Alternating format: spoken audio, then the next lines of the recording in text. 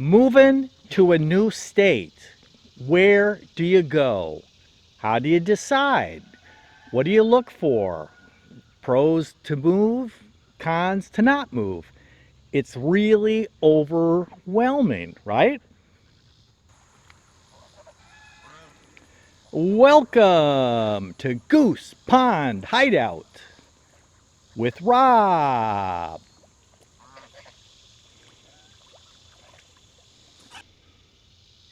Deciding to move to a new state is a really big deal. By the way, I'm Rob. It's all about your freedom. Seriously. So, the process of picking out a new state to move to can really be overwhelming because, you live where you live and you've gotten frustrated and, you know, maybe the politics have changed, the community's growing, out of control, the schools, whatever, and you've decided that you want to be on a homestead out in the rural community and you have no idea what to look for, what you should be looking for in the positive sense and what you should be paying attention to in the negative sense, right? Excuse me. So when you're thinking about it is, when I get asked a lot, it's like, hey, where should I go? What is the best state for me? In this case, for you, right?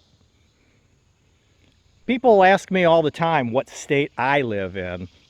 And, I'm not trying to be secretive about it or anything. But the thing is I picked where we live. We picked by doing all of our research and coming up, with the best place, weighing all the factors for us.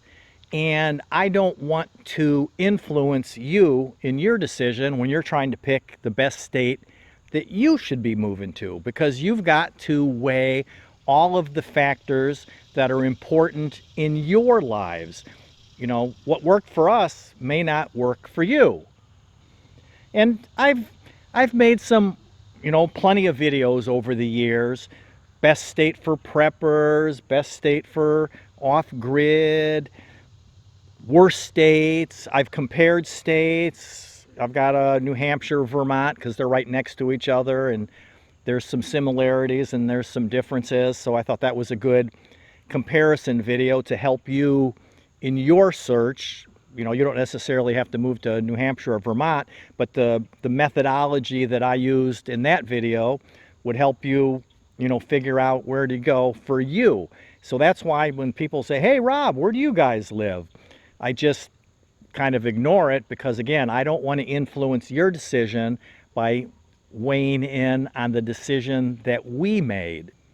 And probably when I think about with us moving, where we are now, and that is the number one factor for when you're deciding what to do, which is exactly why you're in the position that you're in now.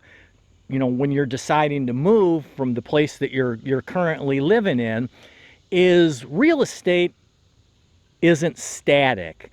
Life isn't static. What's that saying? Is change is the only constant, right? So, and to use us for an example, we purchased this homestead. Where'd the geese go? Oh, they're over that way. We purchased our homestead here about almost 11 years ago, 10 and a half years ago or so. And we've been here just a little more than 10 years. And the thing is when we moved here, and I've mentioned it before, but we had no cell service here. When we wanted to talk on our phones, we had to get in the car, drive all the way to the end of the road and go over. It was probably 2.5, maybe even 3 miles, and we would sit in a church parking lot so that we could use our phones, because we had absolutely no cell service here. And now they've put a tower up close enough by that we get decent cell service even inside the house. We don't, sometimes I stand outside, but we even get a signal in the house. Our road was all beat up and full of potholes, and they've paved it, so now it's like a racetrack, straight road and that. All three of our neighbors, north of us, south of us, and across the road, they've all, sold within the last few years. And part of that is, the next point that we can get to is when talking about how real estate isn't static, that, there's change and is growth, is this community was really quiet when we moved here. And now all of a sudden it's like this hotbed of real estate that everything is just going crazy.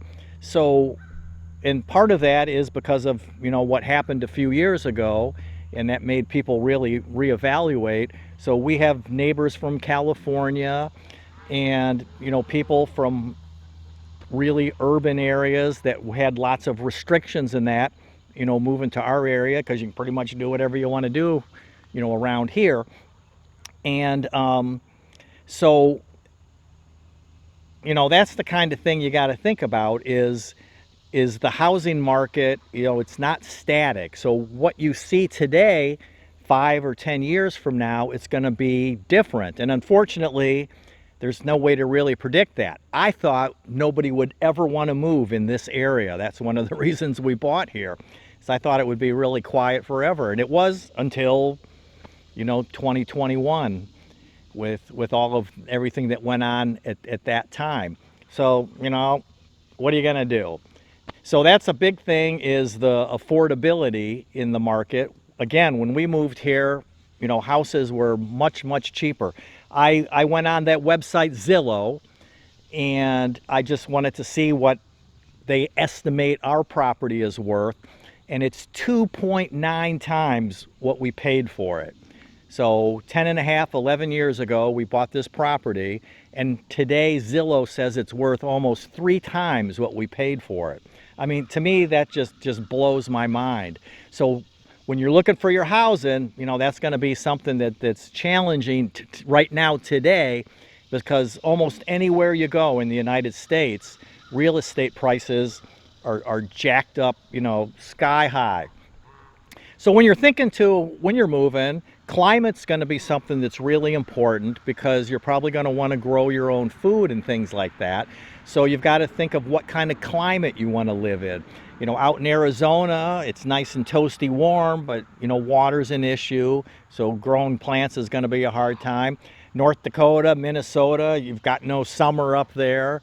But you'll have plenty of firewood, right? Well, not in North Dakota, but Minnesota, Maine. Oh, here come the geese. So give me a minute. I'll be right back. Go on, guys. Go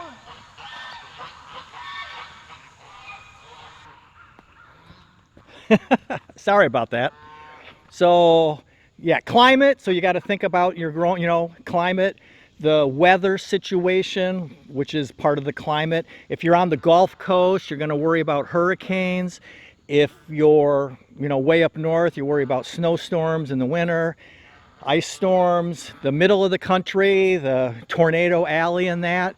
And that's just something, one of the properties that we looked at that we were really excited about is my wife discovered that it was something like 140% chance of a tornado every year. So basically that community gets a tornado for sure every year. So she's like, I don't think I want to live there.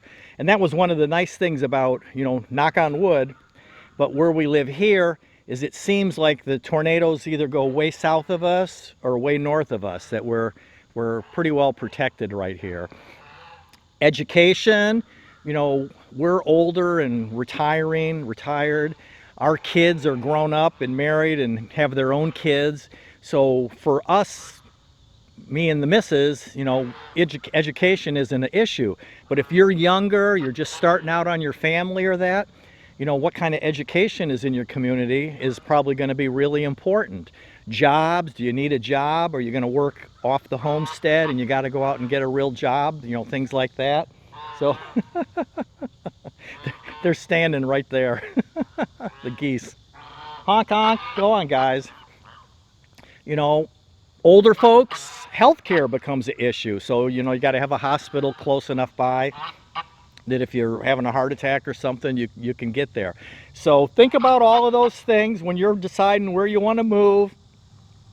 jobs, education, housing prices, the fact that the most important thing is that whatever you see today is going to be different in 5 or 10 years, because change is the only constant, and unfortunately you can't predict that. So you just gotta cross your fingers and hope for the best. Freedom! Honk, honk, honk, honk, honk.